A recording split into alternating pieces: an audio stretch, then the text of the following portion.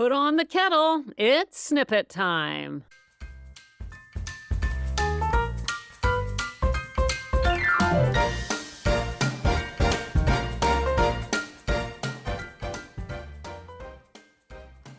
Hello and welcome to Sober Living Snippets, where we live alcohol-free so we can heal our relationships, feel youthful again, and ditch regret and shame. Becca here, coming at you with another snippet. So excited. I'm always excited. I can't help it. I have what you would call intense and chronic enthusiasm for what we are doing here at the Snippets. I'm enthusiastic to have you in my life and enthusiastic to be here. Listen, seriously, gals, I love doing this. Thank you for making it possible for me to do this. I'm honored and thrilled that you actually are allowing my voice to enter your ears right now. Seriously, I'm not kidding. Okay, let's get to the point, Becca. This week, we are looking at, it's a gentler word than study, the first two chapters of the book Letting Go, The Pathway to Surrender by Dr. David R. Hawkins, also known as Sir David. And by now you should be clued into that. I mean, if you're brand new, just go back a couple of days because we're kind of in the middle of this and I don't want to use too much time catching you up. So I'm not going to. You can do a little bit of work on your own. You can do it. I know you can. I have greatest faith in your ability to do that.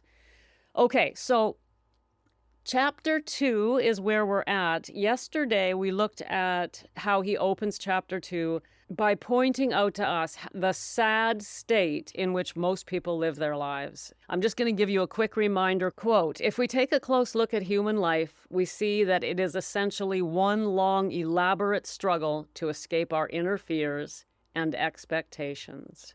Wow!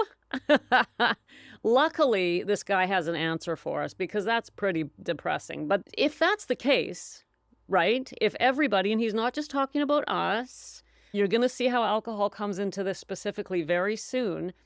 But if that's the case, and most people here on earth are spending that their life is just one long, elaborate struggle to avoid negative feelings, then how do we do that? And that's what he's going to tell us today. There are basically three ways humans have of managing these struggles, because otherwise it would be unbearable, right? We have to do something. We may do the wrong thing, but we do something. And here's what we do according to Sir David. 1, suppression and repression. 2, expression. And 3, escape.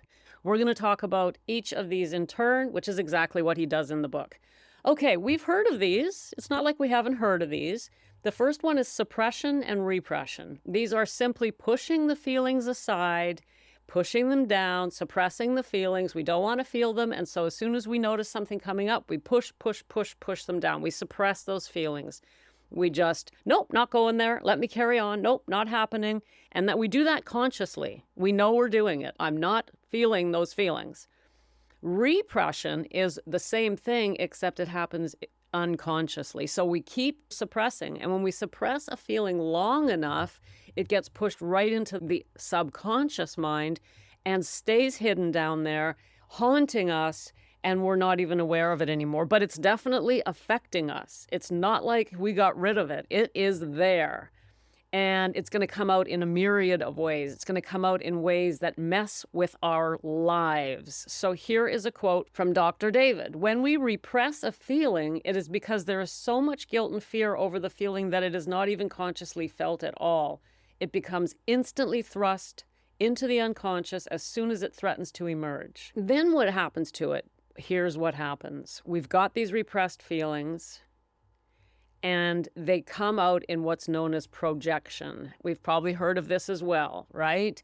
You're projecting. Has anyone ever said that to you? You're projecting? Well, what it means is that we see the negative emotion out in the world and we think it's coming from external sources. We think the world is full of angry people or there's fearful, scary things in the world. But really, it's because we have repressed fear and repressed anger that we start projecting it into the world and it comes back into our lives. We actually experience it out there. But it's coming from us. So if we were to get rid of the repressed feelings, our lives would change. We'd stop being fearful and stop seeing fearful things out in the world. And in conjunction with projection, we're also in denial. So we're just denying the feelings are even there. We're not consciously aware of them. Instead, we're projecting them out into the world. Here is what Sir David says about this. Denial and projection are perhaps the best known methods, as they tend to go together and reinforce each other. Denial results in major emotional and maturational blocks. Oh my God, let's stop there for a moment, please. Denial results in major emotional and maturational blocks.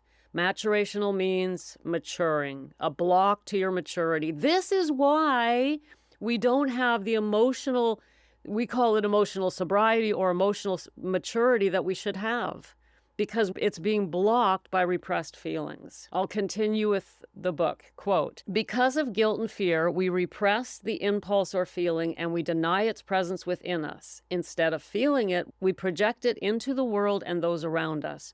We experience the feeling as if it belongs to them. They then become the enemy, and the mind searches for and finds justification to reinforce the projection. Blame is placed on people, places, institutions, food, climatic conditions, astrological events, social conditions, fate, God, luck, the devil, foreigners, ethnic groups, political rivals, and other things outside of ourselves. Projection is the main mechanism in use by the world today. It accounts for all wars, strife, and civil disorder.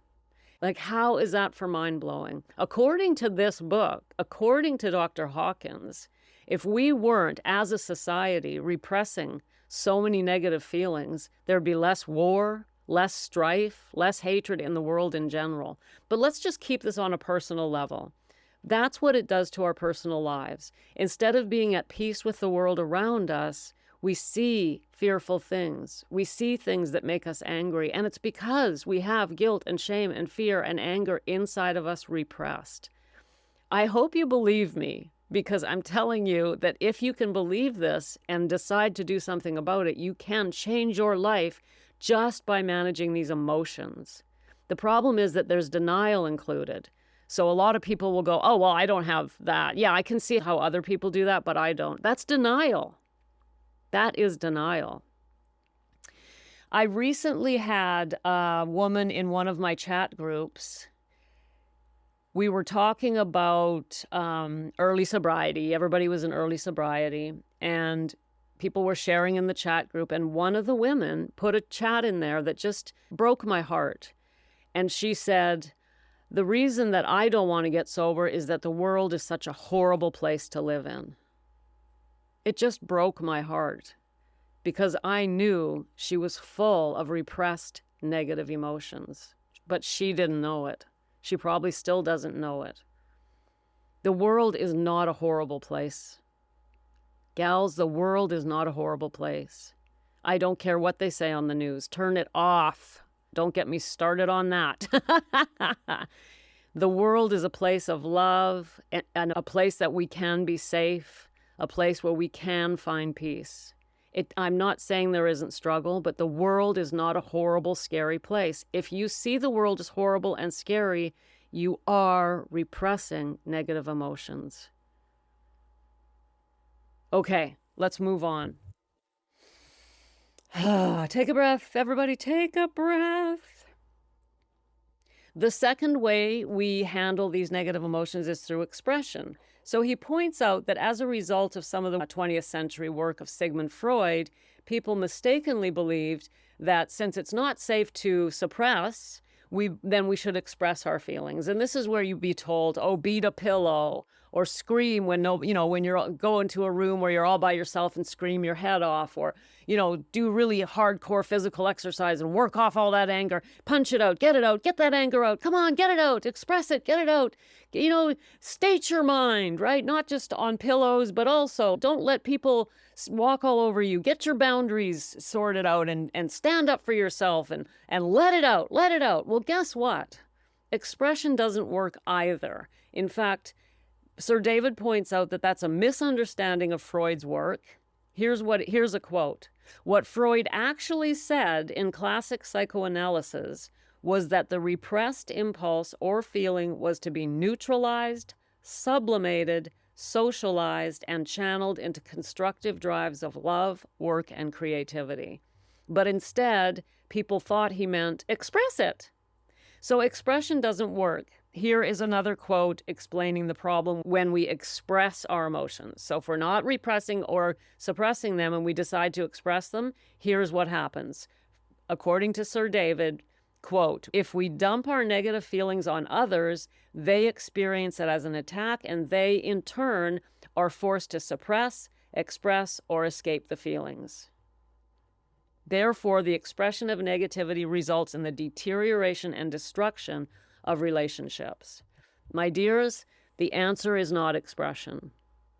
So now we have two ways that we commonly try to get rid of these feelings. Suppression and repression, they go together. Expression, and we're being told those don't work. Stop doing those. Okay, there's a third way, and this is really the one that you and I have chosen. Number 3 is escape. Actually, not just you and I, the whole society. And we don't just choose one of these paths. We'll use all 3 of them, right? Here's the problem with escape. Number 3, quote from Dr. Hawkins, escape is the avoidance of feelings through diversion. This avoidance is the backbone of the entertainment and liquor industries, and also the root of the workaholic. Escapism and avoidance of inner awareness is a socially condoned mechanism. Oh, is it ever, right? That's what social media is. It's escapism. That's what movies are. That's what Netflix is. It's all escapism. Not that there's anything inherently wrong with those things. That is not what I'm saying. And I know that's not what he's saying. But when we use them to excess to escape our own negative feelings, that's a problem. And we know what you and I preferred. We tried to escape into a bottle. And that's exactly what that woman in the chat was saying. If I stop drinking, my escape will be gone. How am I going to face this horrible world? Here's the answer, in case she's hearing my voice, but I'm sure she's not the only one. A quote from Dr. David, people are desperate to stay unconscious. We observe how often people flick on the television set the minute they enter a room and then walk around in a dreamlike state, constantly being programmed by the data poured into them. People are terrified of facing themselves. They dread even a moment of aloneness. Thus, the constant frantic activities, the endless socializing, talking, texting, reading, music playing, working, traveling, sightseeing, shopping, overeating, gambling, movie-going, pill-taking, drug-using, and cocktail partying. Right? Does this sound familiar? To finish it off, he says, many of the foregoing mechanisms of escape are faulty, stressful, and ineffective. Each of them requires increased amounts of energy in and of itself. Gals, these are the ways in which people in our society, ourselves included, are managing our negative emotions. Dr. Hawkins wants us to understand in the first chapter that everyone's looking for the answer to freedom. In the second chapter, and we're not done yet, in the first part of the second chapter, he's saying, okay, this is the horrible results of negative feelings, and we talked about that yesterday, including disease, illness, right? And today, he's saying these are the 3 main ways in which we handle them. Guess what's coming tomorrow? Of course, finally, he's going to tell us what to do instead. He's going to give us the answer. He's going to say, look, you don't have to do any of these things. Instead, just use this beautiful mechanism you were born with that is right inside of you. Learn how to use it, have the courage to use it, and you can begin to change your life, especially when you use it in conjunction with a program of recovery. It's amazing. This is not a fix-all. This is not the one and only thing we're going to use to get over alcohol, and Dr. Hawkins also agrees with that. He answers that question in the Q&A at the back of the book, which we're going to talk about tomorrow, but it's a huge, huge part of it.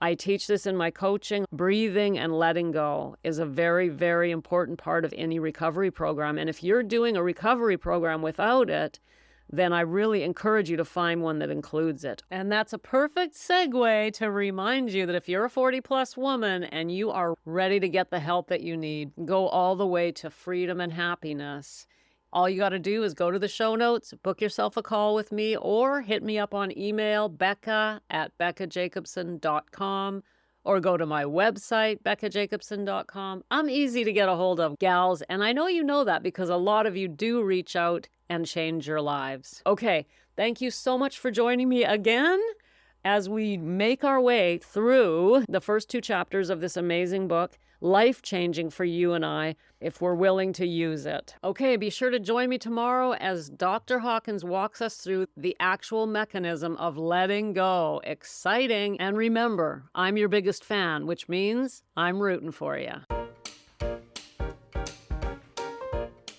Thanks for popping in. Be sure to come back tomorrow so we can keep your head on straight.